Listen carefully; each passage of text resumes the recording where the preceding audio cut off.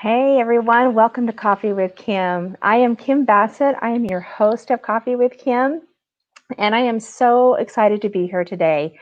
Today is going to be a lot of different really cool things with, today is Martin Luther King Day, and I wanted to start out with that first because it has a lot to do with why I chose the topic I did today and our guest as well. Um, for today, Coffee with Kim is celebrating Martin Luther King. I loved all three of these, a couple of these quotes. Some of these are not showing up. That's okay. Courage is the power of the mind to overcome fear, and faith can give us courage to face the uncertainties of the future, which I think a lot of us, experience in our life. There are uncertainties, and I have some gifts that I'm going to give to you all on uncertainty in our gift page that I'll talk about later today. But if you are someone today who has a dream, has something that they want to do, and there's that fear factor of not being able to do it, or you make excuses. I've done that in my own life. I didn't know how to broadcast, so I couldn't do something that I'm doing now. And the guest that so if that is something that is a part of who you are right now and you want to get beyond that, then today's show is for you. I am going to introduce our guest today with my fun little scissor roll. So just a second here. Today on Coffee with Kim, we will be speaking with Piper Byers from Dallas, Texas. Piper has been singing and performing since she was 9 years old. Some may call her an up-and-coming indie pop artist, but with nearly a decade in the entertainment industry, she is anything but new to her profession. Having taken a break from the stage to focus on school, she is now back in full force. This singer-songwriter has released multiple singles and a 5-song EP over the course of the pandemic, and doesn't plan on stopping anytime soon. Piper is an example of having the courage to never give up on creating the life of your dreams.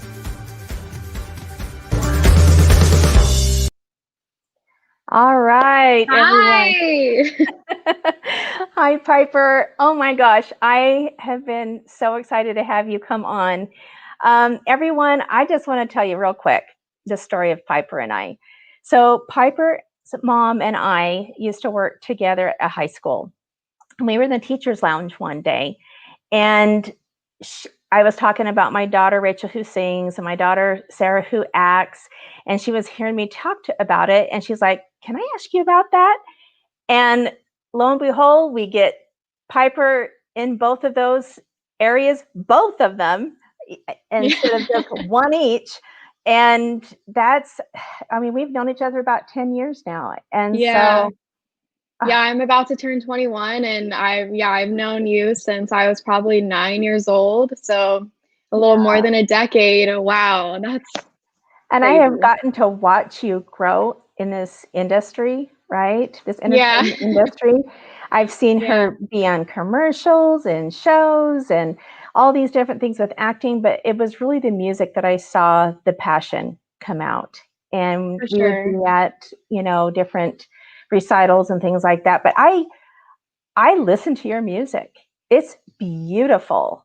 And Thank you so much. I want you to take a few minutes, and I just want you to tell everybody a little bit of your story, because it really is around this courage piece, because there's definitely in life, like all of us, have a lot of ups and downs, and being able to get through that. Yeah. So my journey with music has kind of had a lot of ups and downs. I started taking voice lessons when I was about 9 years old, I want to say, whenever Kim introduced me to a vocal coach at the time. And like any kid who loves to sing, I just loved to sing karaoke, and I loved to put on shows for my parents. And, I was always an entertainer as a kid, and I loved to perform and sing and do skits with my friends and everything. And it wasn't until I met Kim and she told me about her daughters who were doing all of this stuff and acting. And auditions and showcases and things like that, that I kind of realized that it could become a reality, this thing that I always dreamt about and always wanted to do could become something that I actually could have a chance to do. And so I did a bunch of vocal lessons and showcases and concerts and things like that. And very quickly realized that that was like what I was meant to be doing. And that was what brought me the most joy. And even though I did do acting for a long time and I did some like commercial modeling and stuff like that too, it was music where I felt like I could express myself the most and just be 100% me and 100% authentic and like who I am and as unique as I want to be. And so, yeah. And so I started doing a bunch of showcases and gigs on the weekends. And very quickly, I started writing my own music and got just consumed by that part of music, and that became like my obsession, was writing music and performing it and getting people's reactions and seeing what they thought and if they could relate to what I was writing and the story that I was wanting to tell. And I would say I did that hard and fast for about a little less than a decade for sure. And then when I was about 17, I was a 17-year-old in high school and was, kind of smacked in the face by life and society and societal pressures, especially when you're a senior in high school of, okay, well, that's nice that you're a musician, but, what are you going to do? Like, what are you actually going to do? Isn't that And so, interesting? My daughter yeah. had the same thing. It's like Yeah. I had a daughter who was bullied, right? I Hmm. think you had some experiences with that where kids Yeah. just don't understand someone that can put themselves out because there's so many insecurities, Yeah. right? Yeah. And so what are some For of the things, sure. how did you have the courage when you were battling some of that to go on? Um, well, I think the funny thing is, I think the way I approached it flipped, because when I was younger, like 11, 12 years old, I was getting bullied really bad for music. And I actually just kind of put my head down and wrote a song about it. And that like ended up being the first song that I ever like wrote and then produced and released. And I very much was just like unapologetic about it. I was like, you if you're my real friend, you're gonna appreciate me and my talent, and you're gonna be there for me. Um and I was just very like, I didn't care, and but I think the older I got, the more I became very noticeable of like how much I was like presenting myself music wise. I very much was like not wanting to talk a lot about it or post a lot about it because I didn't want to give anyone any reason to give me a hard time about music.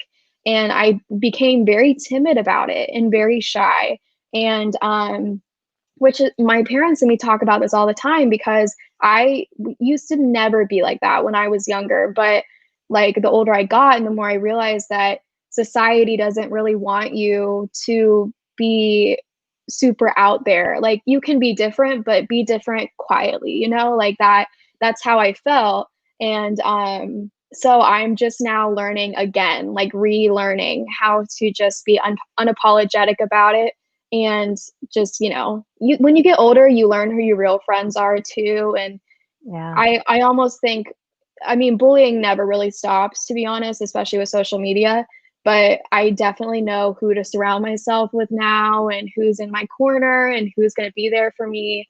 And I think that's just something you have to learn the older you get. And you have a family who's pretty special. Right. Yeah. Yeah. And they have been like your rock and strength. And I mean, I don't know your dad, that well, but your mom is just a freaking rock star herself. Yeah. So, Yeah. And yeah. they never once made me feel silly or odd or like I was doing something different. Like there was never really a moment in my childhood where I felt like I was doing something really different, like they made everything feel very normal. Like they never made me feel like I was doing something strange, like, and so it really wasn't until I got older that it started to feel like something kind of odd, because of other people, but they never once made me feel that way. I grew up in a very loving home and a very supportive home, and anything I wanted to try, they were like, all right, let's try it, like try it once. If you don't like it, you don't have to keep doing it. And like, I couldn't have asked for a better support system for sure. Yeah. So we're going to come back now to that time where you're trying to figure out college. Yeah. And you kind of took a break. So what Yeah. happens in that spot? And then how do you transition to more courage? Well, I think for a while I just, it wasn't that I wasn't being courageous. I think I just neglected it all. Like, I think I just completely was like, this is not for me. Like, it just can't be. I've been doing this for so long. Like, I almost felt a little burnt out because, that was my whole childhood. That was my whole upbringing, was this very big beast of a world, which is the entertainment industry. And, I just felt very burnt out about everything I was doing. And you hear all these success stories of crazy, prodigy teenagers who get signed at 16 or something. And I think when I was at that age, I was like, well, obviously it just isn't going to happen for me because it hasn't happened yet. And so I stepped away, and I really had no intent of coming back and pursuing music the way I am now again. But I think it was last year. I had taken 3 years off. So it was last year when I think I just woke up one day and just started writing songs again, and realized that that was what made me really, truly happy. And, it was never about finding the courage to like be this huge success in music or to like make a name for myself. For me, it was always like finding the courage again to just like find happiness, like to just find like complete, like wholesome happiness. And not saying sorry for it, and just doing what I wanted. And I think that's where I found the courage. Was one day I just woke up and just like wanted to be happy the way I used to be again. So yeah. If you were to give someone advice, for me, this is my experience in life. The things that scare me the most, I need to take action. Right. So what Yeah. is that for you? What gets you past anything that is fearful for you? I honestly think it's the people around me. It's the people I surround myself with.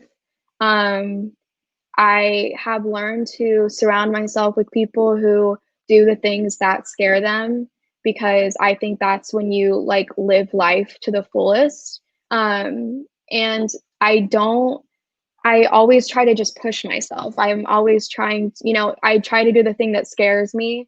And a little while ago, the thing that scared me a lot was recording songs again and recording an EP. And the minute I started doing that, it felt so easy and it felt so natural and like it was what I was supposed to be doing. And so I think once you start doing the thing that scares you, you realize that these things aren't that scary and they're not something that's impossible to do. And so I think that's my biggest piece of advice. Is it sounds so cliche, but just like do the thing that scares you. Because if you're thinking about it every day, obviously you want it, and obviously it's something that's going to be worth it to you. And so you just have to jump that hurdle and make it happen. Yeah, no, I totally agree with you. So we have some people that are making comments here. Samantha says, I want to hear you sing. Go check out my Spotify. Well, I kind of did a little something here that I put together because I knew everybody would want to hear you sing. And I didn't want to completely put you on the spot and want you to come back again. So I took the sizzle reel because I would have loved, as you know, I get really nervous about all the copyright laws and people come after saying you can't use stuff. But this I put to your pictures that you gave me that I did on the sizzle reel. And I took your latest, it's called Trouble. And I just took a section of the song and I put it to this. I'd like to play that for everyone and see if I can get them to go listen more. I have to tell you, I had, when you and I first started talking about this, I was like listening to your songs like all the time in the car, at my desk. I really wanted to get into it. And I am going to ask you some more questions about this. Especially the songwriting piece of it. But my favorite song is Light. Is it Light? Light Me Up. Light Me Up. I love that one. That I have to say, after doing them like tons and tons of times, that's the one that still stands out to me. But I'm going to do the one that's the latest. Latest. First, we're going to play that real quick. And the nights I miss you so. Oh, I'm in trouble. Can I be who you call when you're in trouble? 'Cause this life is too short to walk the rubble alone.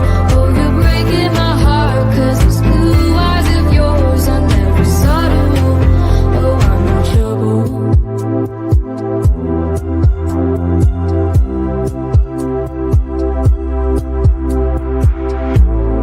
There's this song you like, it makes you smile.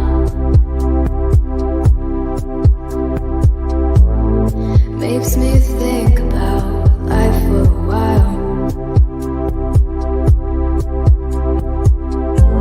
Like a deep conversation and a trip to the city. You gotta help me out here, make it easier on me. Oh, I'm in trouble. Can I be who you? Okay.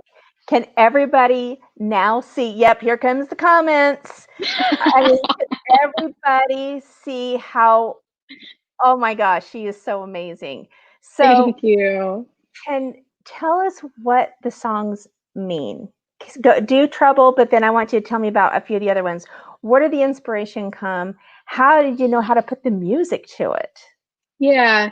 They all kind of like, they tend to be obviously like about, romantic relationships or just feelings or emotions that I really can't seem to shake at the moment. But I think for me, I tend to walk around with my notes pad out on my phone a lot. And anytime I hear someone say something or someone says something to me, or maybe someone like texts me something that sticks out to me, or, it could really be anything. I write it down. And then for me, it's just like writing is very random and very sporadic for me. And I can go like 2 weeks without writing anything, and then I'll write like 3 songs in a couple of days. And I think for me, it's whenever an emotion or a feeling just is so overwhelming that I finally have to write about something, because it started as therapy for me in the beginning. It's like my first song I ever wrote was about getting bullied. So like from the beginning, songwriting has been a release for me. And I think that's what it still is. It still is like just this way of me, like just like getting everything out and just like pouring everything out that I can. And it just lifts a weight off my shoulders at the end of the day. But Trouble was definitely just about a romantic relationship I had. Light Me Up, the one that you really like a lot, was just kind of that was the first song I released after 8 years. And for me, Light Me Up was about just like waking up and like getting out of my shell again, and like just getting out and wanting to do music again. And it was just about like the feeling of just kind of feeling alive again and happy again. So I mean, I think songwriting is different for everyone. I think Some people tend to be more storytellers, and some people tend to just really find a feeling or an emotion and hold on to it, and that's what they write about. But I think it could be about anything really. And for me, like, it really, there is no boundary. I think I am a lot more fearless with songwriting than I ever would be just like in a conversation with someone. And I think songwriting kind of gives me um this chance to just like say whatever I want and like just, not have to worry about like anyone else's reaction because it's just a one-sided conversation. Yeah. Yeah, that's how I feel about writing, right? I've Yeah. done a lot of reading over the last 15 years, a lot of it in personal development, Hmm. motivational. And for me, that's kind of what's happening for me right now. I do the exact same thing you do. I have either my phone or Yeah. I have books all over the house. If I have an idea or something is said or I see something, and Hmm. I just start writing about it, right? Yeah. Yeah. And yeah, and yours is to music and mine's just to writing, but it's all this beautiful art, right, that comes from our hearts and our souls, Yeah. which Yeah. you can definitely feel and see with what you do. Thank Um, you. so do you have a lot of people? I don't know if I've been kind of clicking through. Have you been seeing some of the comments? I have, yeah.